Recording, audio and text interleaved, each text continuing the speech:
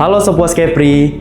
Setelah di video sebelumnya, kita telah belajar tentang IEPK dan FCP sebagai satu di antara metode untuk meningkatkan level IEPK. Pada kesempatan kali ini, mari kita mengenal FRA atau Fraud Risk Assessment sebagai metode lainnya untuk meningkatkan level IEPK. Bersama saya, Alvan Fajar.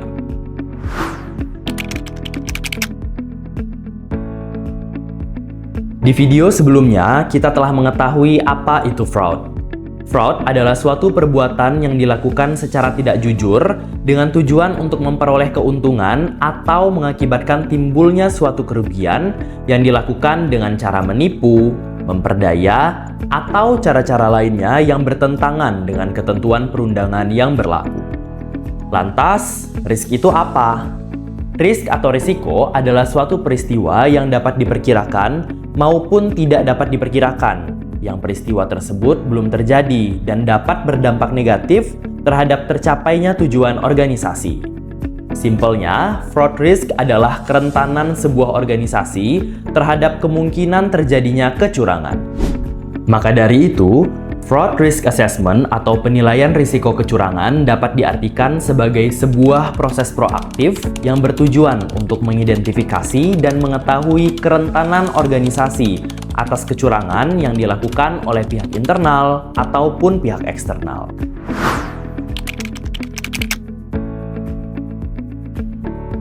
Terdapat beberapa kategori risiko yang dimiliki oleh organisasi, seperti risiko operasional, risiko strategis, risiko hukum, risiko keuangan, risiko reputasi, dan risiko kecurangan.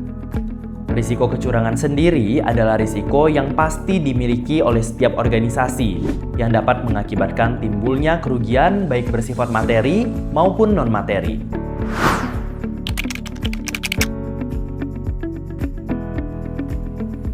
Fraud Risk Assessment wajib untuk diterapkan oleh organisasi karena terdapat 3 peran penting FRA. Yang pertama, Fraud Risk Assessment menghasilkan sebuah peta risiko kecurangan yang dapat membantu organisasi dalam merencanakan mitigasi risiko yang terukur dan komprehensif. Yang kedua, FRA merupakan instrumen deteksi dini terhadap risiko kecurangan. Dan yang ketiga, Fraud Risk Assessment merupakan sarana analisis dan evaluasi kelemahan-kelemahan terhadap program pengendalian kecurangan yang sudah ada atau yang existing.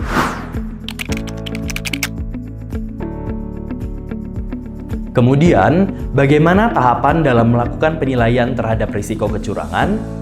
Pada dasarnya, tahapan penilaian risiko kecurangan terbagi dalam 4 tahap. 1. Identifikasi risiko kecurangan. 2. Analisis risiko. 3. Menilai efektivitas pengendalian anti kecurangan. Dan yang keempat, respon terhadap risiko kecurangan. Pada tahap pertama ini, kita akan menjawab berbagai macam pertanyaan seperti apa, di mana, kapan, mengapa, dan bagaimana suatu kecurangan dapat terjadi. Dan untuk dapat menjawab berbagai pertanyaan tersebut, organisasi perlu untuk memahami proses kegiatan yang akan dilakukan di dalam FRA. Kemudian, mengidentifikasi setiap aktivitas dalam proses kegiatan tersebut.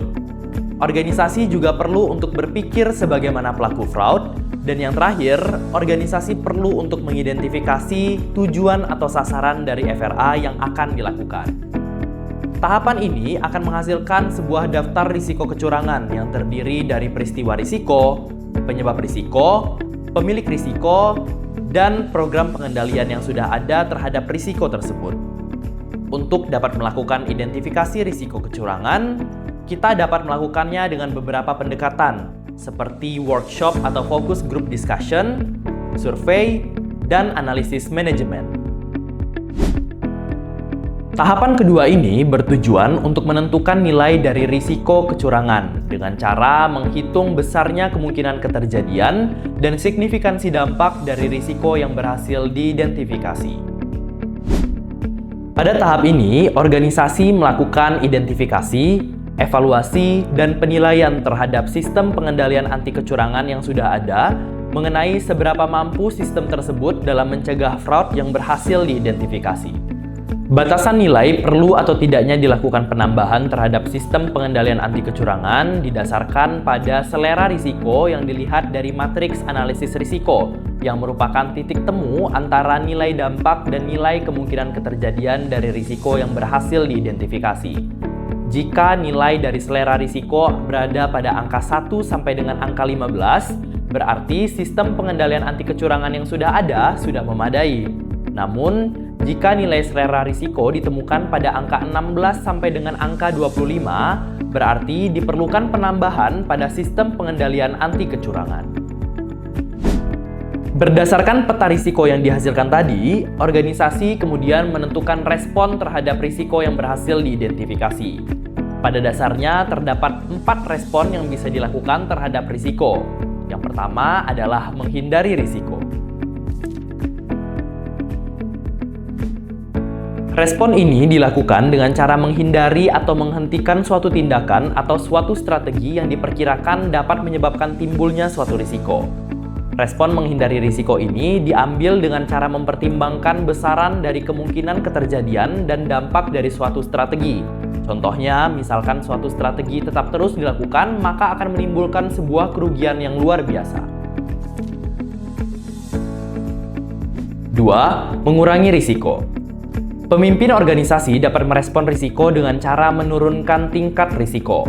Mengurangi risiko dapat dilakukan dengan 2 sudut pandang, yaitu mengurangi kemungkinan keterjadian risiko dan atau mengurangi dampak dari risiko yang berhasil diidentifikasi. 3. Berbagi risiko. Penanganan risiko jenis ini melibatkan pihak lain untuk ikut menanggung sebagian atau seluruh risiko. Pemindahan risiko bukan berarti mengurangi probabilitas atau dampak dari suatu risiko, melainkan hanya memindahkan risiko dari organisasi ke pihak lain dan tentunya dengan imbalan tertentu. Contohnya seperti asuransi atau kontrak lindung nilai. 4. Menerima risiko. Suatu organisasi dapat menerima risiko tanpa memitigasi, mengurangi, atau mentransfer risiko karena batas risikonya masih dalam batas risiko yang sesuai dengan selera risiko pimpinan organisasi, atau dalam kata lain, risiko tersebut masih dapat ditoleransi. Sekarang, mari kita mengisi tabel Fraud Risk Assessment atau Risk Register FRA. Contoh kasus dari risiko kecurangan yang berhasil diidentifikasi adalah pengurangan kualitas atau spesifikasi hasil pekerjaan pembangunan jalan. Pada kolom pertama adalah nomor urut, maka dari itu kolom ini kita isikan dengan angka 1. Kolom selanjutnya adalah tahapan proses. Pada kolom ini kita isikan sesuai dengan tahapan proses kegiatan. Kolom ini bisa diisikan dengan perencanaan, pelaksanaan, atau pelaporan atau pertanggungjawaban.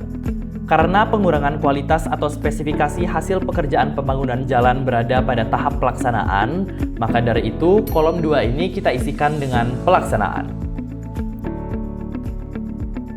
Pada kolom ketiga adalah nama risiko. Kolom ini kita isikan sesuai dengan nama risiko yang berhasil diidentifikasi. Maka dari itu kolom ini kita isikan dengan pengurangan kualitas spesifikasi hasil pekerjaan pembangunan jalan. Kolom selanjutnya adalah skenario risiko.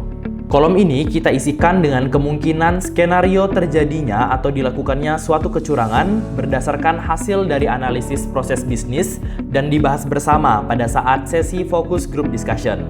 Maka dari itu, pada kolom ini kita isikan dengan penyedia mengurangi kualitas atau spesifikasi jalan untuk mendapatkan keuntungan lebih dan menyesuaikan dengan nilai proyek yang telah dipotong untuk setoran kepada oknum. Kolom nomor 5 adalah pemilik risiko. Kolom ini kita isikan dengan siapa yang bertanggung jawab terhadap pengelolaan risiko tersebut. Bisa organisasi secara keseluruhan atau unit kerja tertentu. Pada contoh kasus ini, kita isikan dengan Kepala Bidang Bina Marga. Kolom selanjutnya adalah penyebab risiko. Kolom nomor 6 ini kita isikan dengan kelemahan pengendalian yang menyebabkan timbulnya suatu risiko. Dan pada contoh kasus ini, kita isikan penyebab risiko dikarenakan adanya tekanan, yakni nilai kontrak yang sudah terpotong dan menyesuaikan dengan budget. Kolom selanjutnya adalah pengendalian terpasang atau existing control. Pada kolom ini kita isikan dengan sistem pengendalian yang sudah ada, seperti SOP atau prosedur. Pada contoh kasus ini, kita isikan dengan kontrak dan addendum dan konsultan pengawas. Kolom selanjutnya adalah kemungkinan atau likelihood. Kolom ini kita isikan dengan besaran nilai kemungkinan keterjadian suatu risiko kecurangan dengan mempertimbangkan pengendalian terpasang yang sudah ada sebelumnya. Kolom ini kita isikan berdasarkan dengan hasil temuan audit internal atau eksternal dan penyimpangan yang sejenis yang terjadi sebelumnya. Untuk mengisi kolom ini, organisasi didampingi oleh tim dari FCP. Pada kasus ini, kita isikan dengan angka 3, dikarenakan kemungkinan keterjadiannya kadang terjadi. Nah, kolom selanjutnya atau nomor 9 adalah kolom dampak atau impact. Kolom ini kita isikan dengan besaran nilai jika suatu risiko benar-benar terjadi. Dampak dari risiko bisa saja berakibat kepada keuangan, reputasi, atau hukum dari suatu organisasi. Pada kasus ini, kita isikan angka dampak dengan angka 5 karena dampak yang dihasilkan sangat signifikan. Kolom selanjutnya adalah kolom besaran yang kita isikan dengan nilai titik temu dari nilai kemungkinan dan nilai dampak berdasarkan matriks analisis risiko.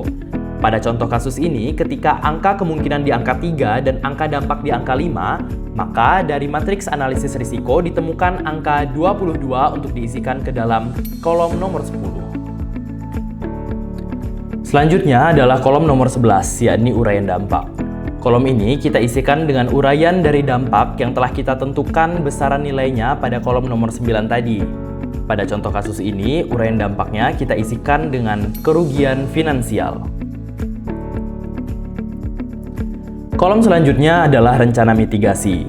Pada kolom 12 ini, kita isikan dengan rencana mitigasi atau mengurangi risiko yang akan dilakukan terhadap risiko yang berhasil diidentifikasi. Pada contoh kasus ini, rencana mitigasi yang akan dilakukan adalah berkoordinasi dengan tim teknis serta melakukan pengujian mutu.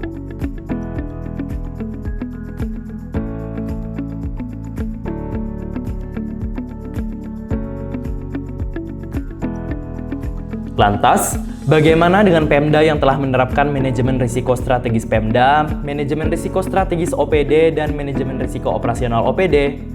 Pemda dapat tetap melanjutkan menggunakan manajemen risiko yang telah berjalan, dengan contoh seperti ini, yang telah diintegrasikan dengan tabel risiko operasional OPD dan ditambahkan dengan kolom skenario risiko.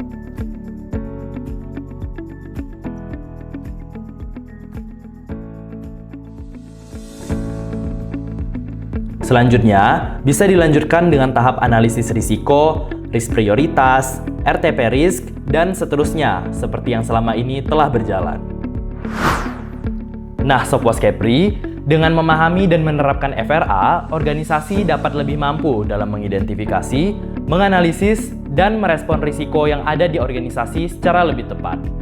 FRA tidak hanya berperan sebagai instrumen deteksi dini saja, melainkan FRA juga memiliki peranan penting dalam menciptakan sistem pengendalian internal yang lebih tangguh dan berkelanjutan guna meningkatkan level IEPK. Sampai jumpa di video selanjutnya, Sob Waskepri.